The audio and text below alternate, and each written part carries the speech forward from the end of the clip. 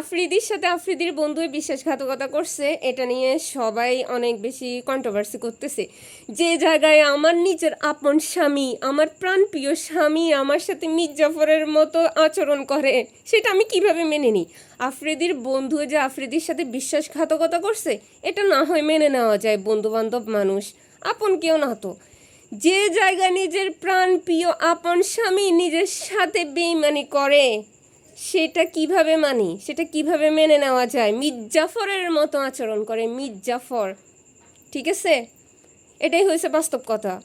পরেরগুলো তো মানা যায়, নিজের আপন প্রিয় স্বামীরগুলো তো মানা যায় না, মাঝে মধ্যে একদম মির্জাফর হয়ে যায়, ঘসেটি বেগম হয়ে যায় আমার হাজবেন্ডের আচার আচরণ।